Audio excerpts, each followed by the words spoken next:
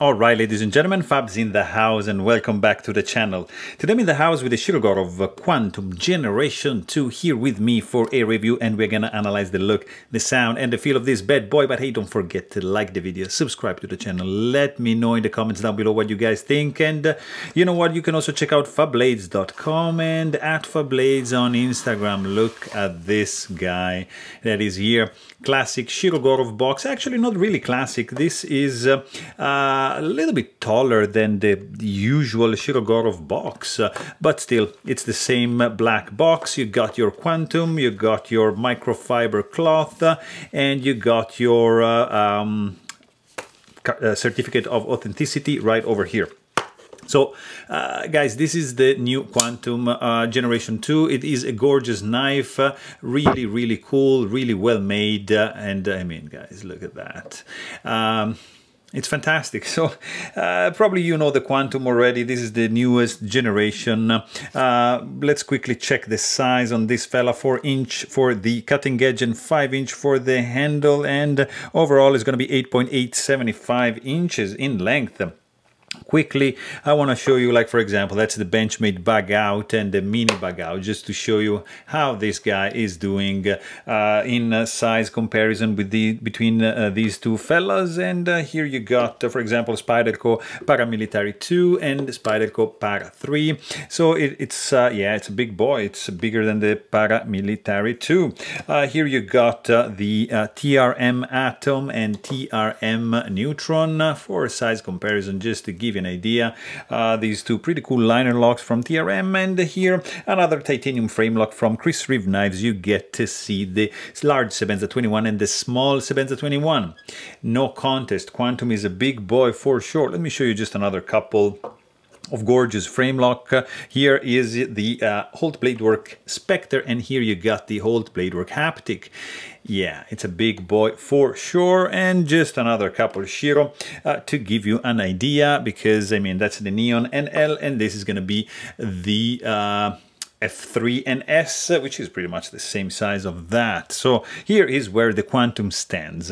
It is really a gorgeous knife. It's the updated version of the Quantum version 1. Or Generation 1.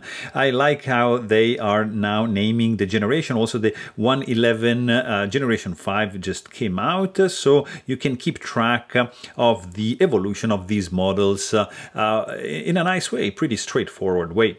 So this is the newest iteration, let's say, of this guy right over here. Not properly, because this is like a special edition, but this is like how the Quantum Generation 1 it's supposed to look. I mean, milling, for the milling in the show side and on the lock side, that's gonna be your reference. So this is the newest iteration. Basically, you got 3 grooves, 3 milled areas on the show side. You got 2 basically, because one is kind of like in the relief for the lock bar on the back, and you get this dual tone finish. For the scales, you see, like, you have this chaotic stonewash for the central part, for the handle, and on the back is replicated as well with darker pockets and darker like outlines on the sides. Of course, you got a gorgeously done titanium backspacer, 3D milled with integrated lanyard hole. The milling is just like phenomenal. The milling lights, they get like very thin towards the end, and they widen up getting towards the center. And here you have like this fan kind of thing. I mean guys, gorgeously done for sure. I mean, everything else it's pretty much the same, except for the blade thickness. This is a 3.5mm stock, whereas on the Generation 1 you get a 4mm stock. And that's pretty much about it. This is a fantastic titanium frame lock, of course, from Shirogorov. It's the overall look is like this pretty good Persian blade, looking like, you know, upswept like that, and pretty much full belly going on. Crazy milling for the scales, crazy skeletonization going on to contain the weight on the inside. You got a flipper tab, which is not obtrusive at all, nicely jimped, and not skeleton, not fully skeletonized, but you see there's some milling going on over here. The back spacer is also like an outstanding work. It's floating, but it's you can see from this perspective here, you see it's like floating. It's gorgeously machined to create this area here for your lanyard and to protect the tip, which reaches, like, see this point perfectly center. It's just gorgeous. Of course, you get stainless steel lock face insert, which has an integrated lock bar stabilizer. You get like milled areas on the lock bar relief. You got nicely milled pocket clip, blind screws, tip-up carry-on. It's not reversible. Milled on the chamfer over here. You got this. The lock bar relief is also creating like an area for the your pocket fabric material to just slide in and just go like up to kind of like this point, and it works like phenomenally, like very low profile. This indentation is just crazy well designed. The blade sterile looking on the show side, there's no logo going on. Nice jimping. It's not like properly functional, but I mean a little bit. It looks good for sure, but there's not too much bite to it. And then you got this very slight swedge going on and stopping like right up to this point, whereas you have where your like point just starts like to create this sinuous belly up to the sharpening choil. Classic Shirogorov plunge grind, stonewash finish for the M390 blade, fuller going on over here. I mean, this is a hand ground blade, guys. So yeah, it's just gorgeously finished, gorgeously done. Check out just the level of detail going on the flipper tab with the milling, with the chamfering, with the internal milling. It's just crazy. And the milling then goes on like here in this area. Look at this. Like even in the lock bar, stainless steel insert, sorry. Look at that. It continues the milling pattern on the relief here. And of course on this side as well is matched. Maybe you can see better from this angle. Look at that. It's truly gorgeous. You have, like, I mean, on this side only you can see M390 steel. You have, of course, like 0.1 370 for the stock thickness, and you get kind of like 0.013 for the thickness behind the edge. This is a cool, crazy slicer. The sound, whew.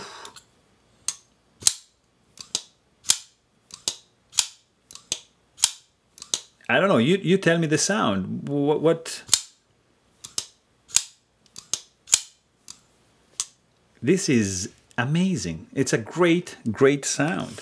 And let's quickly check the weight, because the milling, the internal skeletonization, I mean, this is a big boy, but look at that. 4.31 ounces. Come on, for a full-size knife, it's fantastically done, well executed. Zero hot spots, feels great in the hand, no sharp edges. Lock bar super easy to disengage. The jimping has, I mean, it doesn't have a really much bite, but it's there. Like it's functional, but to a point. I would have preferred maybe something a little bit more like rough. This is nice. It's smooth. You can do easily reverse grip and you know, and squeeze it like that. You feel like protected with the finger guard, kind of like created by the flipper tab. Very good. This area over here also like feels good, because you can just leave your thumb over here. It's not gonna slip, and then boom, you are in business. So very well designed, reminiscent of the custom division milling in this area. Over here you got a very cool grip. It feels more like grippier and less slippery than the Generation 1, because as you see it's like more flat over here, so a little bit more prone to slip. But I mean, there's not that risk because of this finger groove over here. It's gonna keep the knife glued into your hand. Fit and finish, just stellar. Like for a 3 bears, what do you expect? Nothing less than awesomeness. Of course, no gaps, no misalignment, guys. Everything is flush. There is no rattling, nothing that is out of its place or where it's not supposed to be. Crazy action, no blade play, superbly executed. The action, guys, on multi-row ball bearings is just like that, like flies open and boom, glides with a gentle action in the closed position. You can do like that. You can do like a wrist flick and have it close like faster, no problem. But look at this, superbly, smoothly closing with no effort. It's that good, guys. It's really a fantastic knife. Great evolution from Shirogorov. I love this milling. It's I love the dual tone finish. I love the sliciness of the 3.5 millimeter stock thickness. Well executed. Everything is in place. There is one nitpick, which is the jimping and this area over here, which might be exposed a little bit too much. You can actually feel the heel of the blade, but I mean, it's hard to cut yourself because you just have to go there and like jam your finger. But still, that's one and that's 2 nitpicks. I used to say that you know, the detent ball is a little bit too far from the tang of the blade, but the detent ball ramp is just creating like this smooth transition. So you see, you just have to get the blade past that point and then boom, you are in business. So there you have it. Hope you guys enjoyed this video and thanks for watching. Stay tuned.